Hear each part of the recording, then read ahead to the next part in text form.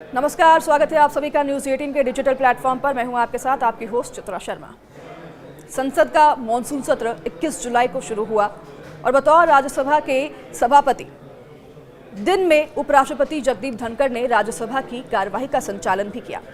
लेकिन 21 जुलाई की रात भारत के उपराष्ट्रपति के आधिकारिक एक्स अकाउंट पर उनका इस्तीफा आ गया। राष्ट्रपति को लिखे इस इस्तीफे में जगदीप धनखड़ ने अपनी सेहत का हवाला दिया, लेकिन विपक्ष और कई राजनीतिक विश्लेषकों का कहना है कि उनके इस्तीफे की वजह सिर्फ उनकी सेहत नहीं लगती।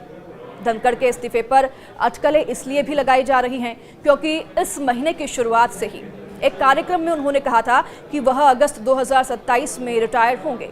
उपराष्ट्रपति के सचिवालय ने कुछ समय पहले ही उनके आने वाले समय में जयपुर के कार्यक्रम की घोषणा भी की थी। इतना ही नहीं, अपने इस्तीफे वाले दिन धनखड़ ने 3 बैठकों की अध्यक्षता भी की थी और उन बैठकों में शामिल कुछ सांसदों ने बाद में कहा कि बैठकों की चर्चा में कहा था कि ऐसा नहीं लग रहा है कि वह इस्तीफा दे सकते हैं, क्योंकि बैठकों का उन्होंने पहले से ही ऐलान कर दिया था और ये सभी के लिए चौंकाने वाला रहा जब उन्होंने अपने इस्तीफे की घोषणा की। तो वहीं विपक्ष के साथ साथ कई राजनीतिक विश्लेषक भी धनखड़ के इस्तीफे की वजह सिर्फ सेहत नहीं मान रही हैं। जो कुछ भी हुआ है वह करीब शाम 4 बजे और 8 बजे के बीच उन 4 घंटों में हुआ। 4 बजे उन्होंने बीएससी बिजनेस एडवाइजरी कमेटी की अपनी दूसरी मीटिंग भी रखी थी, जिसमें बीजेपी के नेता नहीं आए। जेपी नड्डा, किरण रिजिजू, अर्जुन राम मेघवाल, और उसके बाद से एकदम से चीज़ें बढ़ते बढ़ते शाम को इस्तीफे में इसका पटाक्षेप हुआ।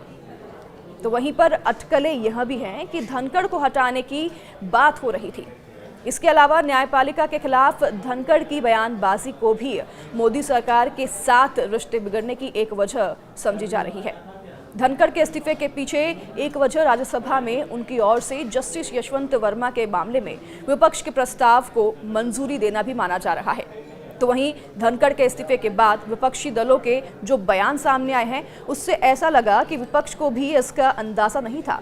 तो वहीं धनखड़ के अचानक दिए इस्तीफे पर विपक्ष के कई नेताओं ने सवाल उठाए हैं। धनखड़ के इस्तीफे की चर्चा सभी के ज़बान पर है, लेकिन क्या आप जानते हैं कि राजनीति में एंट्री करने से पहले जगदीप धनखड़ एक नामी वकील रह चुके हैं। न्यायालय में उन्होंने कई हाई प्रोफाइल केस लड़े हैं, लेकिन इस बारे में बहुत ही कम लोग जानते होंगे कि वो सलमान खान का भी केस लड़ चुके हैं और उन्हें जमानत दिलाने में काफ़ी मदद भी धनखड़ ने की है।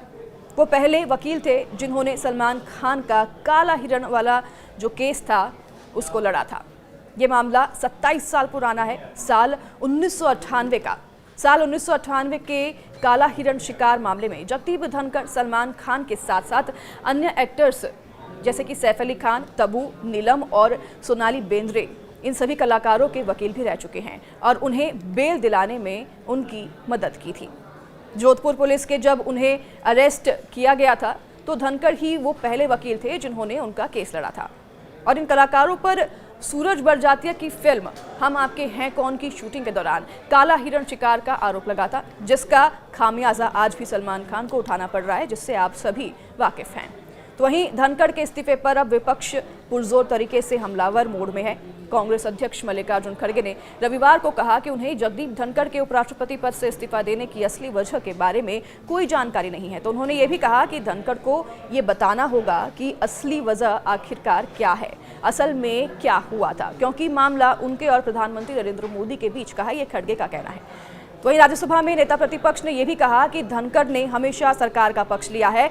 उन्होंने आगे कहा कि जब भी विपक्ष ने मुद्दे उठाने की कोशिश की, चाहे वह किसानों या फिर गरीबों से संबंधित हो या विदेश नीति से जुड़ा हो, उन्होंने कभी भी यानी कि धनखड़ ने कभी भी विपक्ष का साथ देने की या फिर ऐसा करने की अनुमति जो है विपक्ष को नहीं दी। तो वहीं कांग्रेस अध्यक्ष मल्लिकार्जुन खड़गे ने रविवार को बयान दर्ज करवाते हुए कहा कि उन्होंने जगदीप धनखड़ के उपराष्ट्रपति पद से इस्तीफा देने की असली वजह के बारे में कोई जानकारी नहीं है और उन्होंने ये भी कहा कि धनखड़ को ये बताना होगा साफ तौर पर कि असल में आखिरकार हुआ क्या और उन्होंने क्यों इस्तीफा दिया, क्योंकि उनका ये साफ तौर पर मानना है कि ये मामला प्रधानमंत्री नरेंद्र मोदी से जुड़ा हुआ है। वहीं राज्यसभा में नेता प्रतिपक्ष ने कहा कि धनखड़ ने हमेशा से सरकार का पक्ष लिया है। ये तमाम बातें अब विपक्ष की ओर से उठ रही है, विपक्ष लगातार सवाल खड़े कर रहा है। तो अब इंतजार है कि धनखड़ कब सामने आएंगे, कब अपना बयान दर्ज कराएंगे। हालांकि ये साफ तौर पर कहा गया है कि स्वास्थ्य खराब होने की वजह से उन्होंने इस्तीफा दिया है।